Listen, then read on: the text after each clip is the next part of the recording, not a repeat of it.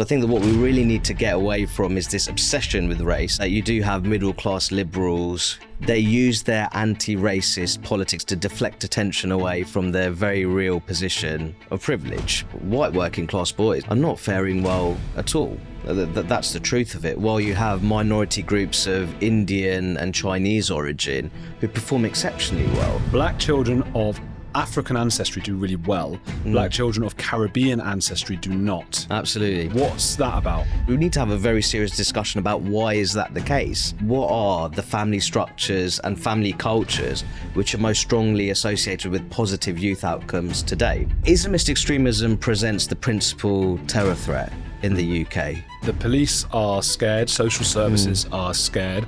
There's too much immigration to a country. Is that a problem?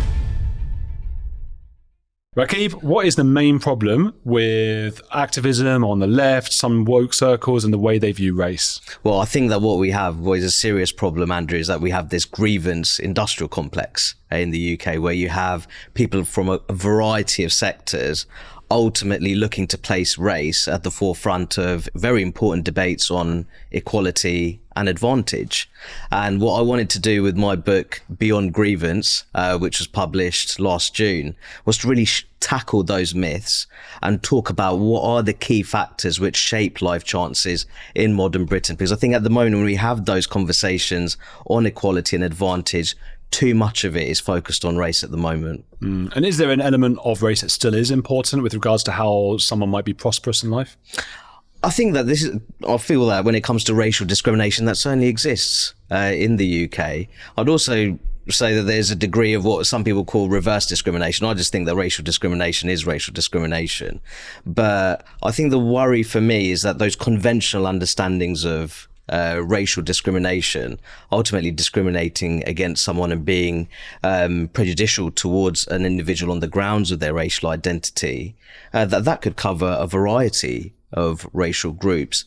And I think that one of the key problems for me is that we're importing this toxic identity politics from the United States, which is wedded to theories such as white privilege, which is ultimately dividing white and non-white populations into a sort of oppressed versus oppressor paradigm, which I think is hugely problematic in terms of understanding community relations in the UK. And I guess America's, or even in parts of America, because there was that hillbilly elegy I'm just thinking of. I don't know if you read that, but about the Appalachian area in the States, where the poverty is quite extreme for a lot of white people who then feel even angrier that they're being left behind. No, but absolutely. But I think that when you look at the most deprived neighborhoods in the UK, there's a very similar dynamic. I think that on some metrics, some of the most deprived neighborhoods in the UK are in places such as Blackpool, and neighborhoods which are predominantly white British.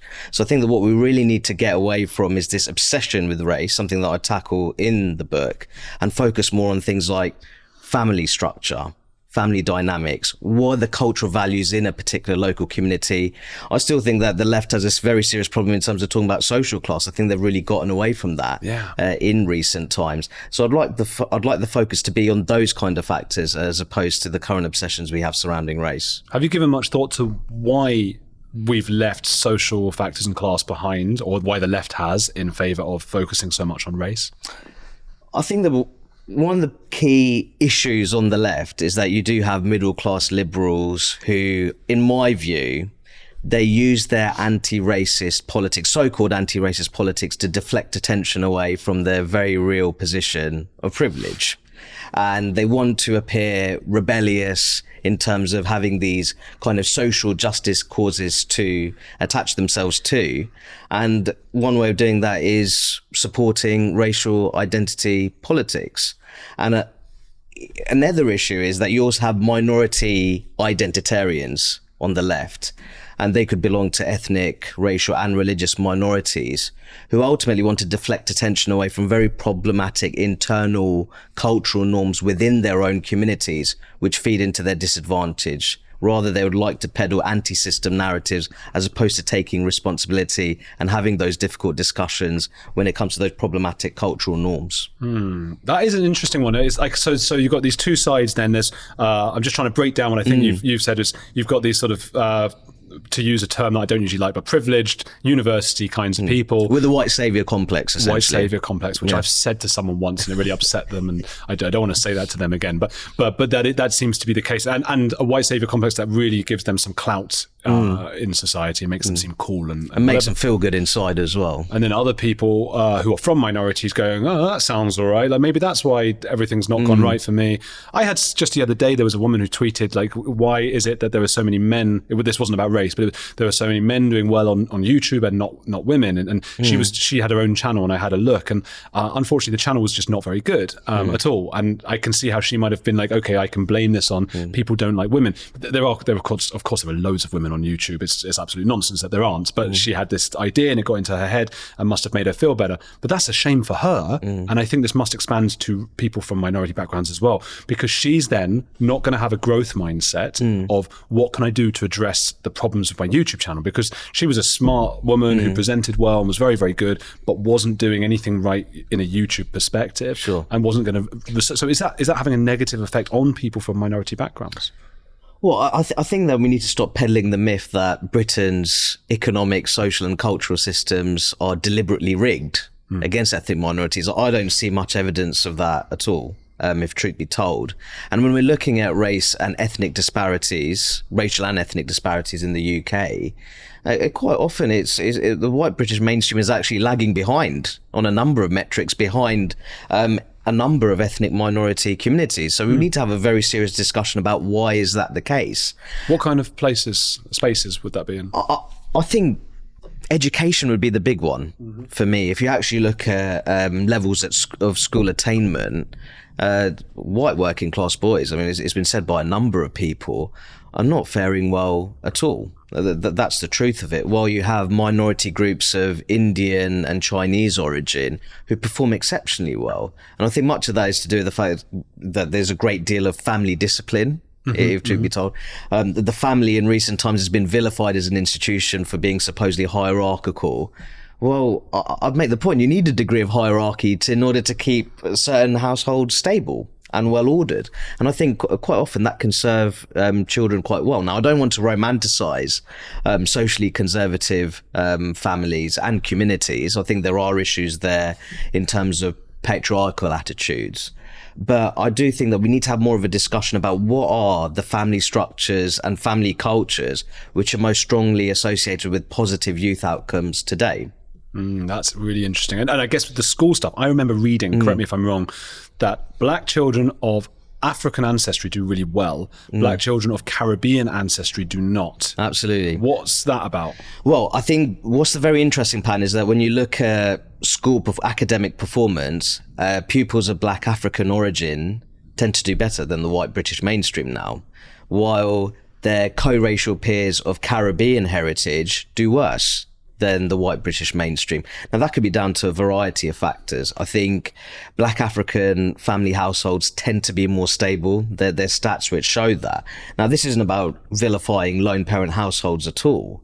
But if you look at the rates of lone parent households, or rather children up to the age of 15 living in lone parent households, for children of black African origin, it's at 43%, which is still uncomfortably high in my view. But for black Caribbeans, it goes up to 63%.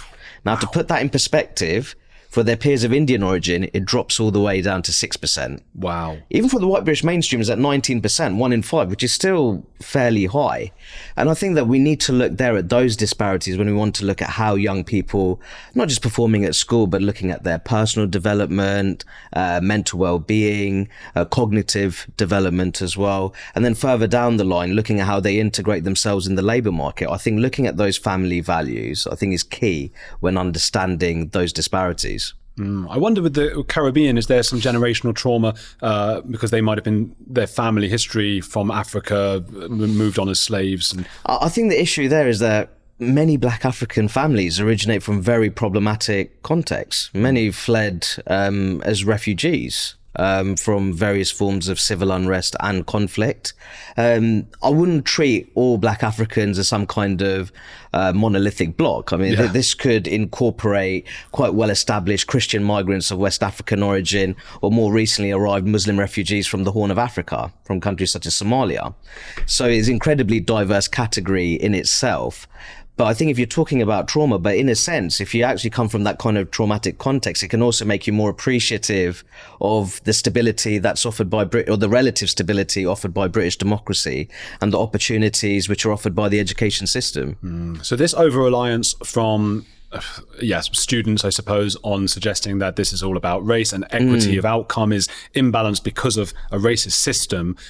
Actually, the stats show that it's more about perhaps the cultures within each little bit of different race. Oh, no, absolutely. I think that the degree to which academic excellence is promoted in a household will count for a lot. In recent times, Bangladeshi heritage pupils have been performing quite well. They progressed quite nicely.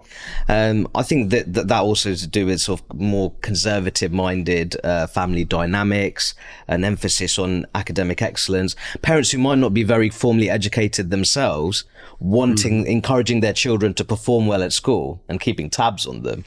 But I think there's also things like many Bangladeshis are based in London. The reality is there have been some very exciting teaching schemes which have lifted educational standards in eastern boroughs where Bangladeshi origin children are concentrated, in boroughs such as Tower Hamlets, Newham, Barking and Dagenham and Redbridge. So I think that also shows that there's so many factors that come into play when you're looking at educational outcomes across ethnic groups, and actually focusing on ethnicity itself is incredibly reductive. Yeah, that's really interesting. And I really feel something in that because my family's like fourth generation British or something, Jewish family, came in, in absolute poverty, and nobody had gone to like education or second tier or whatever education. That was like a weird thing, the idea of it. But my parents were so proud that I was able to go and do those kinds of things. And there was so much of like really wanting me to do that. And I can imagine maybe if you didn't have that kind of culture, maybe there wouldn't be pride. Maybe there'd be a bit like, oh, getting a bit big for your boots, are you? I don't know.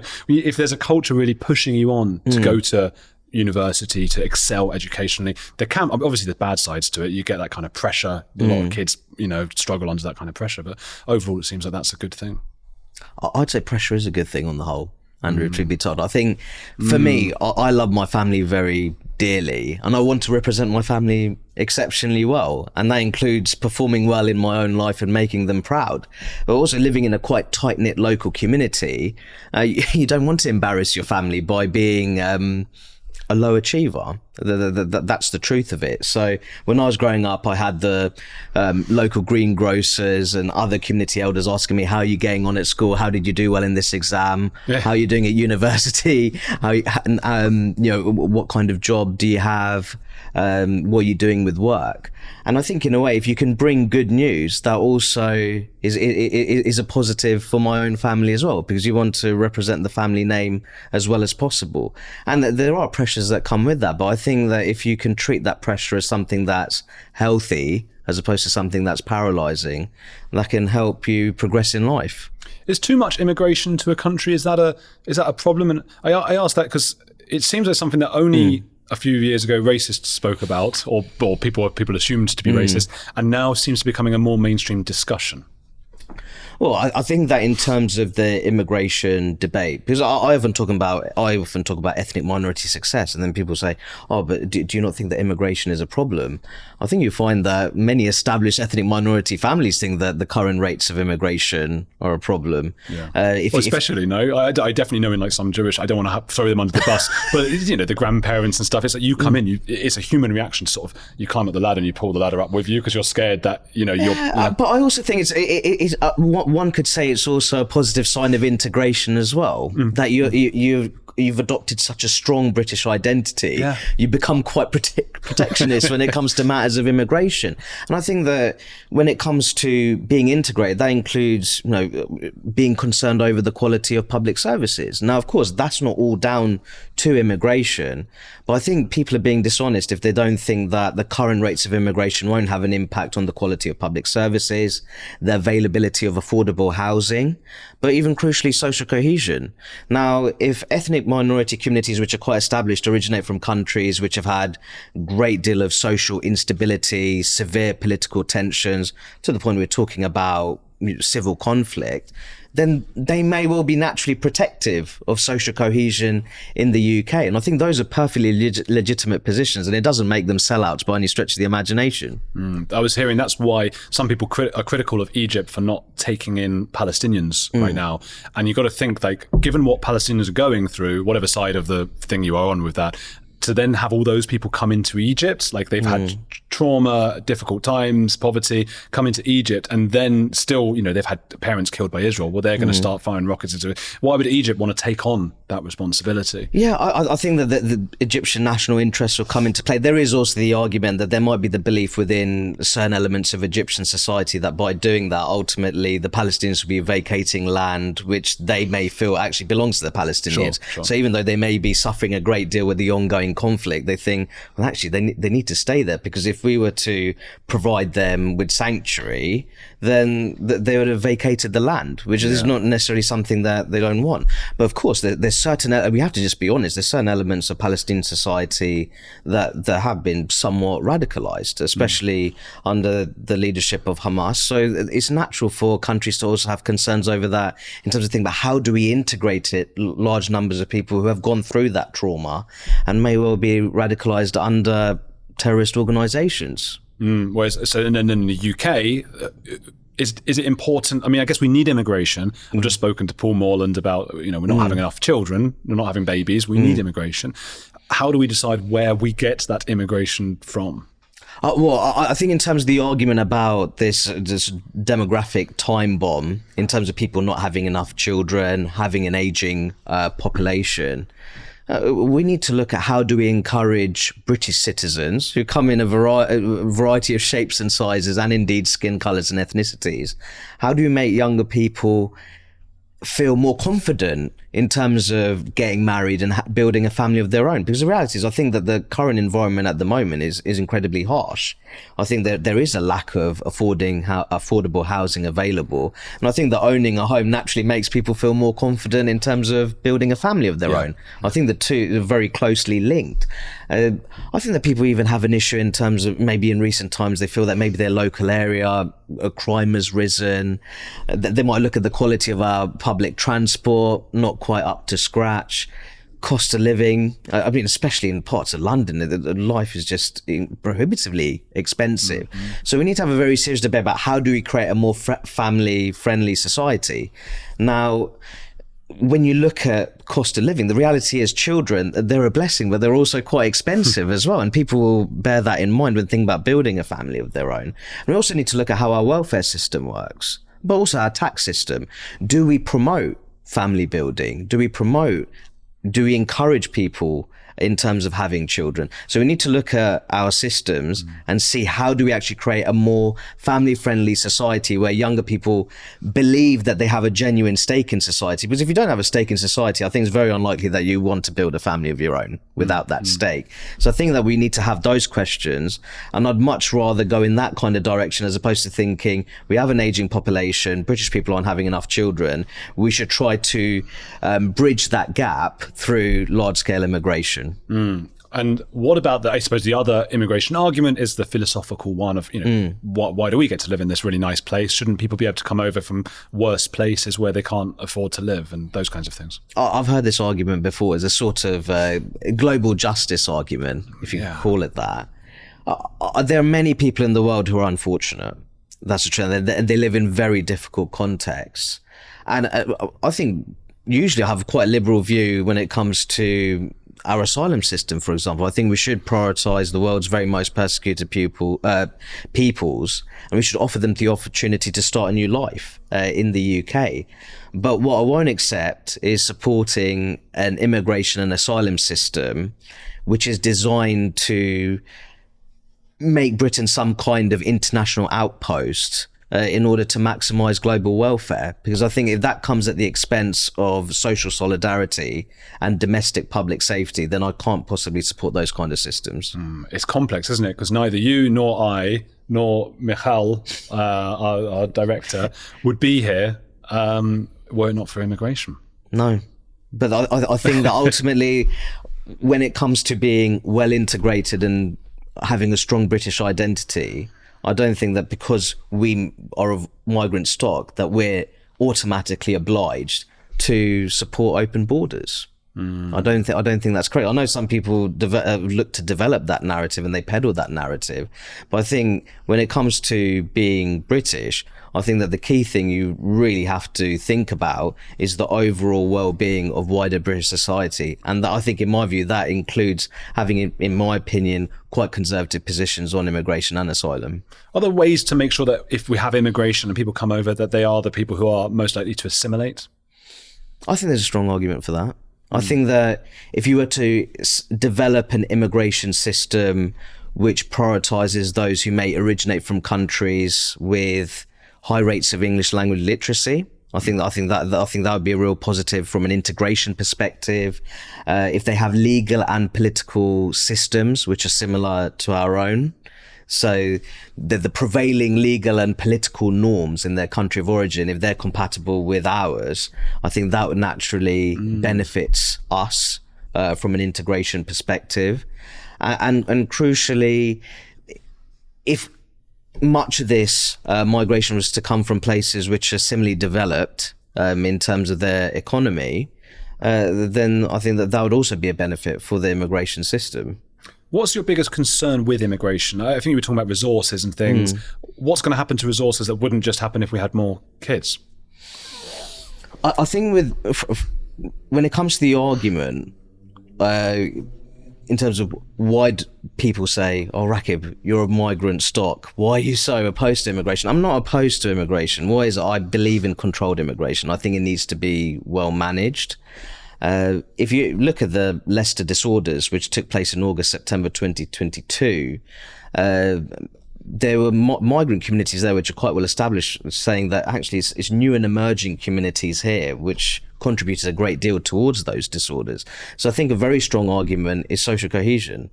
I think that if you want to cultivate and maintain a high level of social solidarity, I think that you need to have a fairly restrictive immigration system, and you need to also have an asylum system which has integration at the heart of it.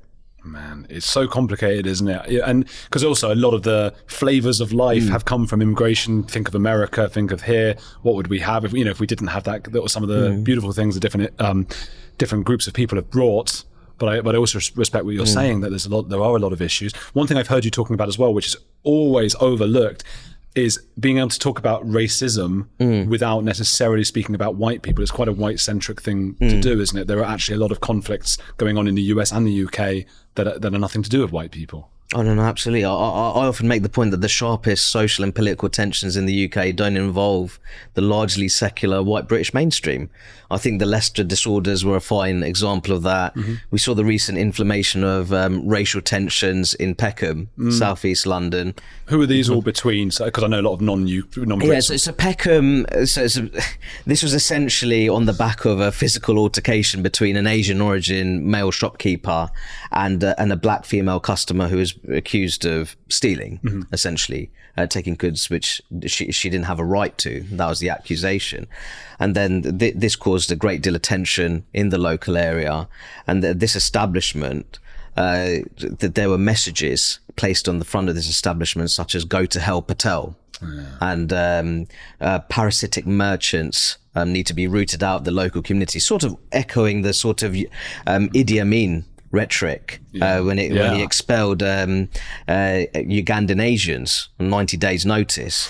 So and then more recently there was a flare up in Camberwell in South London, where these tensions are supposedly within the Eritrean community between those who are quite supportive of the current Eritrean government and those who believe that the current president of Eritrea needs to be removed. So I think the issue here is when you have very high levels of immigration, you are running the risk of importing very serious geopolitical tensions and political conflicts from other parts of the world, and that is a real concern. Wow, there's Muslims and Jews, that's the thing. No, of course. I think that in recent times, and I openly say that I believe in the cause of Palestinian self-determination and statehood. But there's no doubt that at pro-Palestine demonstrations, we've seen very aggressive forms of anti-Semitism, in my view. and that's including anti-Semitic chanting. There's been the displaying of pro-terror paraphernalia as well. And I think that something that I've researched is that it's very clear that compared to the general population, rates of anti-Semitism are relatively high within, especially more segregated elements of the British Muslim population. So I think you can see that the tensions within and between religious minority communities in the UK. How religious is the Muslim community in the UK in general? Like what's roughly percentage, how many are very secular, just like, I just happen to come from that background, and how many are, pretty involved? Well, research I've done in the past shows that around four in five would say that their religious identity is quite important to them. So there's a strong level of religious identification within the wider British Muslim population.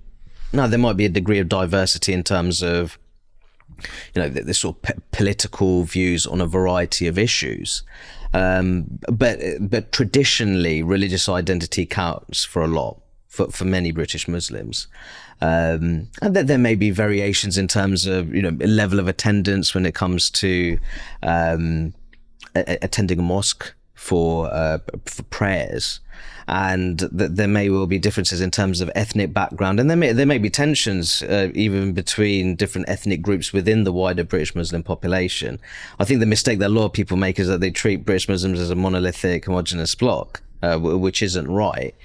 But no, I would say that compared to other religious minorities, I'd say that British Muslims really do value their religious identity, and it's very important for them in terms of how they see themselves as an individual. It's interesting, because I grew up among a lot of Jewish people, and I don't think almost any of them felt in any way religious. I can't think of any of them. So it's just interesting. Do you know why that might be, that Islam, in particular in the UK, it is more important for people to sort of remain religious?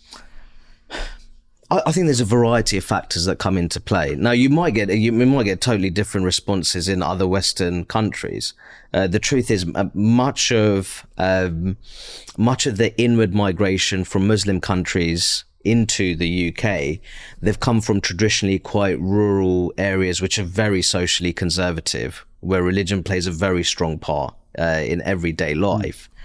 And I think also when Muslim communities have settled in the UK, even though there are positives to be reported when it comes to integration, especially among UK-born British Muslims, there are still high rates of social segregation in particular parts of the country. So naturally, I think if you live in a more segregated setting, that reinforces minority identities, in my view, while other religious communities may not be as segregated in a residential and social sense.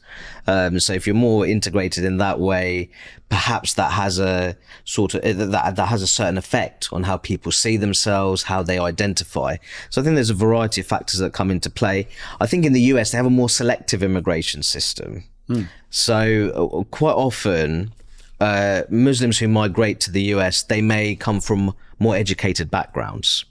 They may come from city areas in their countries of origin, which might be relatively cosmopolitan, with higher levels of education, where secular politics might be more of a feature of the local environment. Interesting. So you can see there how the culture in the country of origin, it can go down to the region of origin, city of origin, indeed village of origin, that can shape how cultural integration works and how people identify when they resettle in a different country in the Western world. What do you make then of, it's often Fox News or someone who, when they talk about Britain and they say, there are streets you wouldn't even walk down. There's Sharia law. They're going to have Sharia law in certain cities. How accurate is that? What's going on? I think there's no doubt that there's parts of the country they've undergone significant forms of demographic change. There's no two ways about that. I have also spoken about the existence of parallel societies. Some might even call them counter societies, where the prevailing social and cultural norms may be very different to what people are used to in the British mainstream. I'm fairly well travelled across the country. And then there's no doubt that more could be done in terms of integrating communities. And there are certain parts of the country where you have ethnic and religious communities, different ethnic and religious communities living side by side, but there's not particularly high levels of social interaction. Okay. And I think that is something that needs to be worked on. In terms of people, I think you're referring to people talking about, there's no-go areas, this and that, and all the rest of it. I just tend to go where I want to go, if truth be told.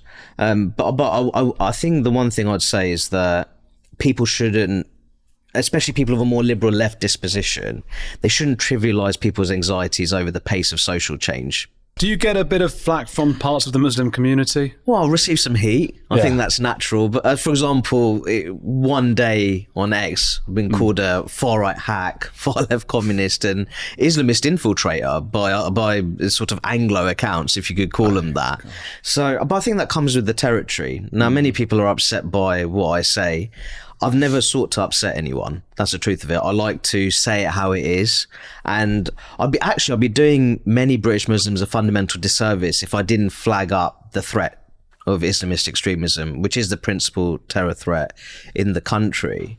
Because actually, if you look at recent studies, the level of concern over Islamist extremism is very similar between British Muslim communities and the wider general public. So if I was to stay silent and not talk about these very real problems, I would be doing many British Muslims a fundamental disservice. I wouldn't be doing them any favours, that's for sure. Yeah, that's really interesting to know then. So they're scared as well of what's going on. And I gather, that's typically the case in any kind of extreme religion where an apostate or somebody who is from that religion itself speaks out against it. I've had it from Hasidic Jews when I've criticised the extreme sides of Judaism. I said the same thing as you, that there are clearly loads of beautiful elements of Hasidic Judaism, the community, the storytelling. There are also abuses that go unchecked. People get away with really horrible things in those communities in the extreme parts. And the reaction when I've said that, because I'm Jewish myself, has been really, really strong. So is that, that must... I think that my experience is somewhat similar in that sense. When you're talking about, I think you're referring to sort of quite abusive practices in more closed communities, if you could call that, closed off communities.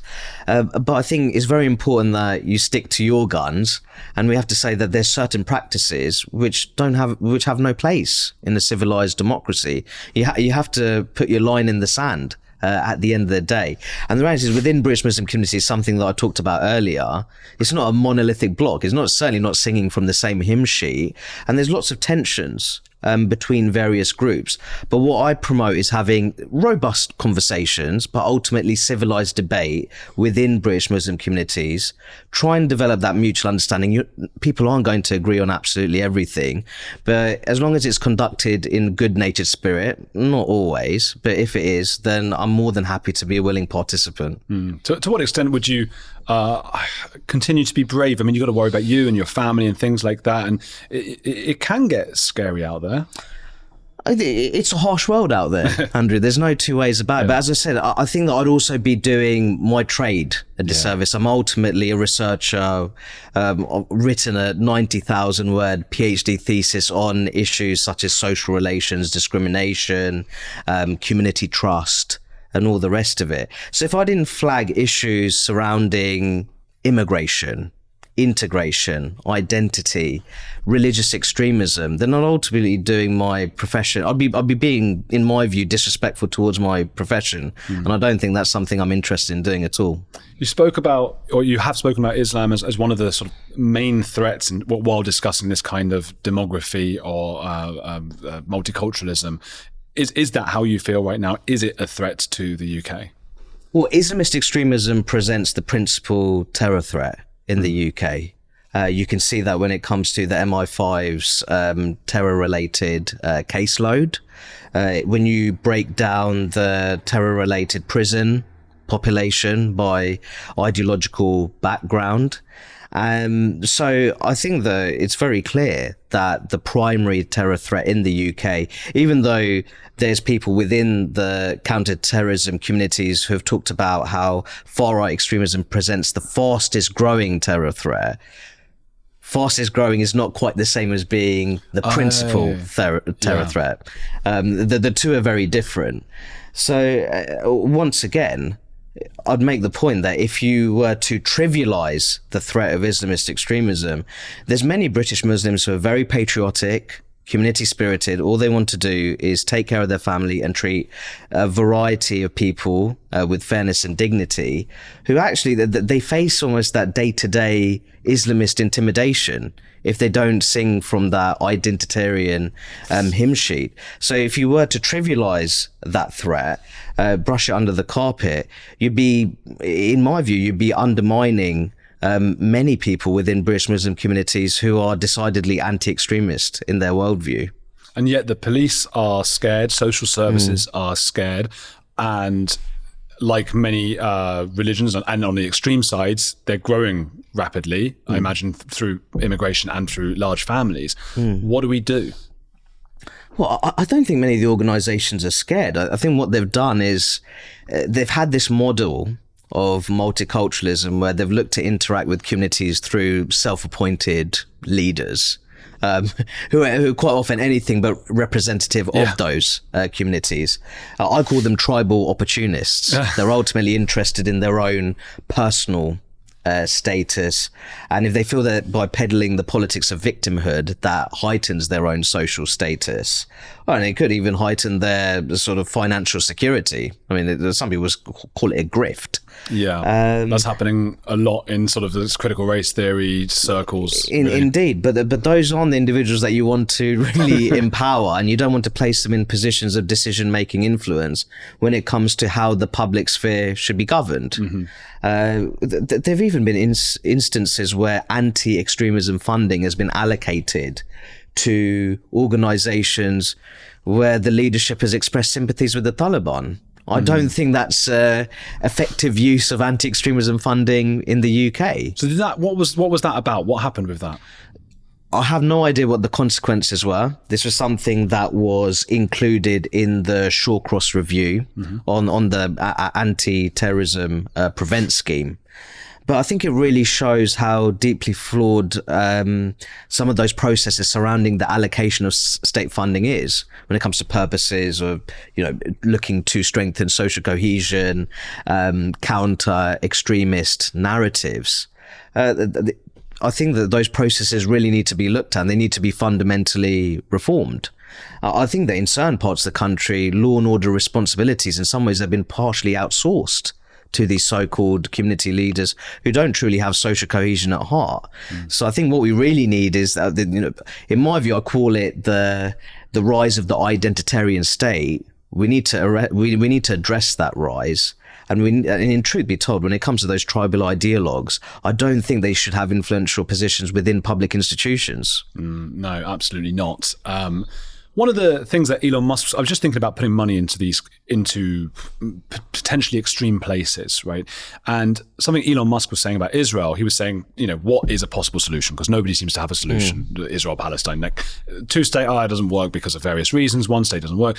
He said what they should do is, firstly, get Hamas out at all costs, just get them out, and then be outrageously kind to Gazans and the whole Palestinian population, build them up, put loads of money into it as if it were Israel itself, build up the schools, blah, blah, blah, so that people grow up with a fond image of Israel and so that the two can coexist in such a way. I don't know if that's idealistic, and he said that's not going to happen, but it's a lovely idea. It sounds incredibly optimistic. Yeah, it's not going to happen. But I wonder, on a smaller scale, if that is the way, to treat extremism at home. Do you try and build up those societies so there's less?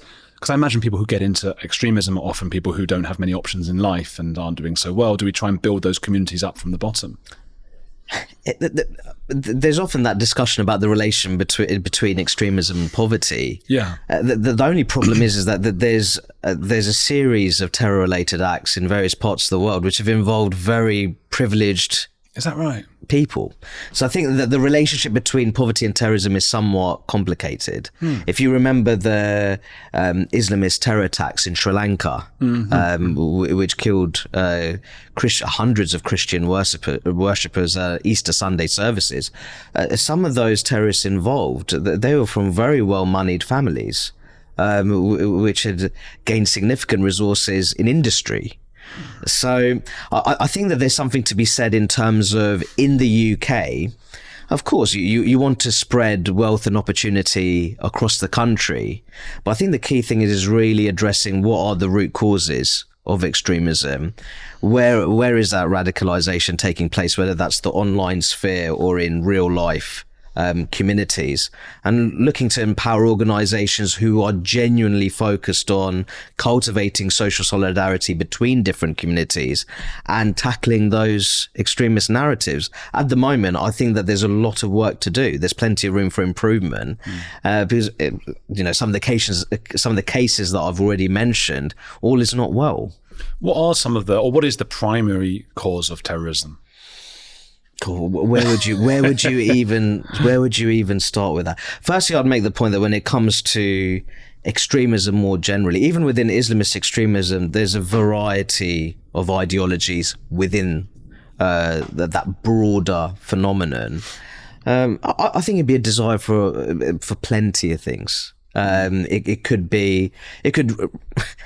could span from global domination to having local control. It varies in terms of the scale, in terms of the ambition.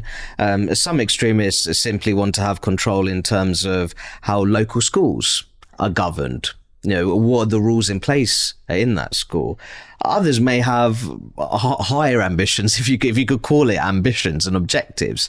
That could include introducing Sharia law at the national level, or indeed trying to work towards having a global caliphate. Is that a fear that is reasonable that people might have? Could that come to fruition? Which one? Sharia law or global caliphate? I guess I don't. I think for me in the UK, many people underestimate the anti-Islamist sentiment within British Muslim communities. The reality is that British Muslims, many do originate from very religiously conservative societies and parts of the world. They may have a very strong religious identity, but they're also generally appreciative of the freedoms, protections and rights offered under British democracy. Now, of course, those freedoms and rights shouldn't be exploited. And I think that's a very important part of the conversation. I think that we do need to draw a line in the sand, and we have to recognize when those rights and freedoms are being exploited. And I think public institutions have not quite understood how they're being exploited and where. The reality is, for me, there's no doubt, as I mentioned before, there's certain parts of the country they've undergone very serious forms of social and cultural change. The future of the UK could potentially be very bright, but the main issue for me is that I think there's a lack of moral political leadership when it comes to these issues.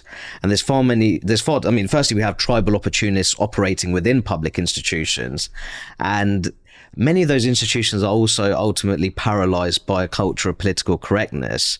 And unfortunately, they're governed by their racial and religious sensitivities. And I don't think that's not in the interest of the wider public sphere.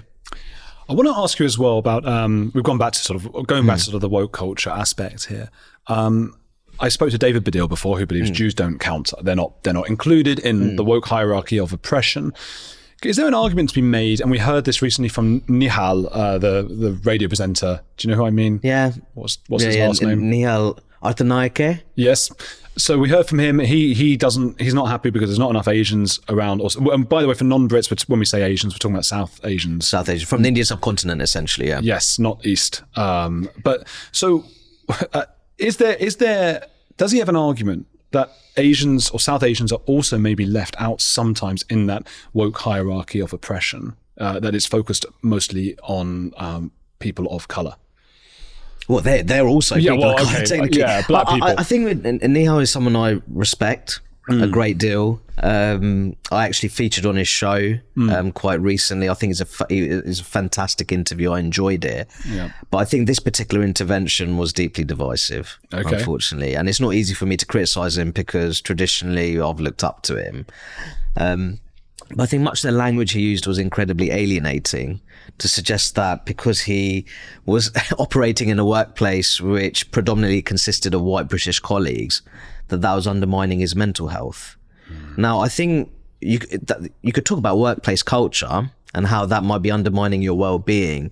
But if you're suggesting that the racial composition of your workplace can undermine your mental health, I think that's a very divisive point. Might he then, if we're being kind, have really been referring to sort of people with different cultural values to him? But he didn't say that. I think that's the key problem. I think if you make the point that I'm not happy with the guiding principles within my workplace, or in this way I find it quite exclusionary, you're making a values judgment. For me, I think there's too much of a focus on race. I think that from what I understood from the point that he was making was that because the workplace in itself was dominated by white British people, that was giving him some kind of anxiety, or it was negatively impacting on his mental health. So again, unfortunately, the focus there is on race. It's not on culture. What is the organizational mission, and what are the kind of values which characterize that workplace? That could be a reasonable conversation to have, and indeed we can have conversations on that. But I do think that his intervention, you saw the fallout from his intervention. I don't think it was very constructive one to make. Well, I was on Triggernometry just a few days later, and they weren't happy. The Triggernometry guys. They wouldn't be. And listen, if Konstantin and Francis are not happy about something, then there's been a very serious misstep, put it that way. I think so. Yeah, they were pissed off, and rightly so. I mean, I was pissed off, and I think this is a problem. It really sort of makes people feel more divisive. I've talked about it enough times, so podcast listeners, just forward 20 seconds if you want. But I was told I couldn't be on screen as a documentary maker because I'm a white man, and I had to go behind screen, because I've made documentaries before, and they said we need to find someone from a minority background to be on screen, and that was very upsetting for me. But then I know I'm not alone in that. It's happened to a lot of people who are white men, or a lot of people who are men from other minorities and looking for a woman, or a lot of people who don't have the right interesting sexual... I find that really interesting because you're a member of a religious minority. Oh, don't get me started. Which is not free from discrimination. Don't get me started. If I'm being honest. But anyway, but yeah, I think that we can have a debate about how inclusive a workplace is. What are the kind of values that can help to foster and forge a more cohesive organisation?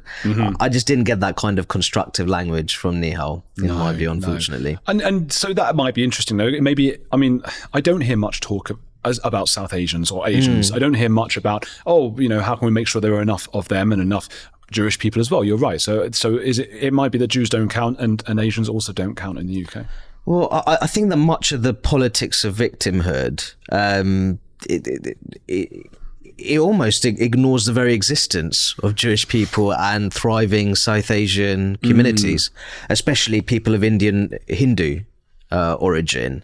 And I think that the reason why very successful British Indian communities are often overlooked, their successes and the level of advancement in areas such as education and the economy, is because it fundamentally undercuts those precious white privilege narratives, which are treasured on the left. And that's precisely why grossly underprivileged white British communities don't get talked about very much, especially in impoverished rural communities, coastal towns, and also post-industrial post-industrial districts, which the industries have been completely hollowed out, because their existence also undercuts those white privilege narratives. And I think it's a crying shame, because even though we've talked a great deal about the issues and the anxiety surrounding immigration, identity, and integration, I do think that we are a relatively successful multi-ethnic, multiracial, multi-faith democracy. I genuinely believe that. I think there's plenty of room for improvement. But if you gave me the choice right now to be in the UK when compared to the likes of France and the United States, I'm quite happy here. Actually, I think they have some very serious challenges in those countries. I think that French model of that's so-called colour-blind egalitarianism, which means that much of the political establishment overlooks very real cases of religious and racial discrimination, is not helpful for social cohesion at all. I might call it a militant secularism. I've been very open about that. And I think that's very problematic when you're looking to integrate more socially conservative minorities. While in the US I've often described as a very bitterly divided youthful experiment. There's a toxic racial identity politics, which is very much embedded itself in their mainstream political discourse.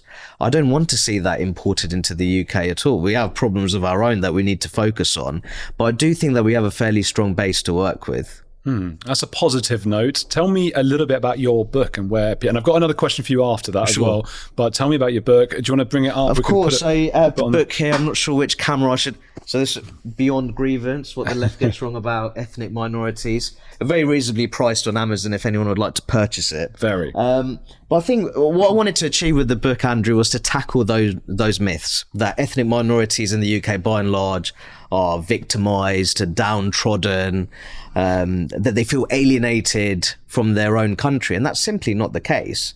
I think you find some of the finest expressions of patriotism in minority communities. And I think that actually something that we've discussed, especially in areas of life such as not just education, but also business, media, sports, entertainment, we see many people thriving from ethnic and religious backgrounds. And I think that should be seen as a real positive. And I think that's why I find it incredibly puzzling that people are talking about, introducing racial quotas, which in my view would be a very unhealthy form of preferential treatment. Because ethnic minorities, by and large, they expect fairness, not favours. They don't want favours. They probably find it quite condescending and patronising. And I think that it would actually undermine social cohesion. And I think if most ethnic minorities knew that RAF candidates were being referred to as useless white male pilots from within the organisation, I think, hang on, that's not right. No, you're not doing us any favours by treating white men that way, white British men that way. So I think that many of these people, I call them sort of the DEI class, diversity, equality and inclusion, which quite often doesn't involve diversity, equality and inclusion at all. Yeah. They're doing ethnic minorities no favours at all with the way they're behaving within very important organisations in our country. And I think when you're talking about why South Asian communities are often excluded or they're overlooked in these debates on race and identity, I think it's largely because many people, as I said before, when they want to talk about disadvantage, they want the focus to be on race. They don't really want to talk about culture, family values, community norms, because the more we talk about that, the more we'd actually realise that racial identity is not a primary determinant when it comes to shaping life chances in the UK. I don't believe that at all. Who's a heretic you admire? Who's a heretic I admire? Well, I think, I'm not sure if I could call her a heretic, but I think that she's been incredibly brave and courageous when it comes to sex-based rights. I think Maya Forstater. I don't know if I could call her heretic or not. She was on this morning, yeah. Really? I think that she's been fantastic when it comes to fighting the tide of radical transgenderism. And she doesn't mince her words. I think she's a fantastic speaker. I think she articulates her points very well. She receives a great deal of abuse on social media. She truly does. But she keeps on fighting the good fight. And I think that it's very important that when we have figures like her, that we back people like Maya. In my view, I think that we really need to keep the focus on sex-based rights, protect the integrity of sensitive female-only spaces, and we also have to protect women's sports as well. I think that's very important to me. I'm a very sporty character, and I think that certainly needs to be protected. And I think when we're talking about facilities which are incredibly sensitive, whether it's women's prisons, domestic violence sanctuaries, rape crisis centres, I think it's very important that we stand up for sex-based rights in those environments. Absolutely. That's the second time Maya's been a heretic. Helen Joyce picked her as well. She'll be chuffed. She'll be absolutely chuffed. Do go and get Rakib's book. It's going to be in the description. Subscribe to this channel as well. I never ask people to do that, or rarely do. There's only I saw that 15% of you who watch actually subscribe. So that's very low actually. And if you do subscribe, it makes the video do even better. So please do that and keep watching this channel and all of those things.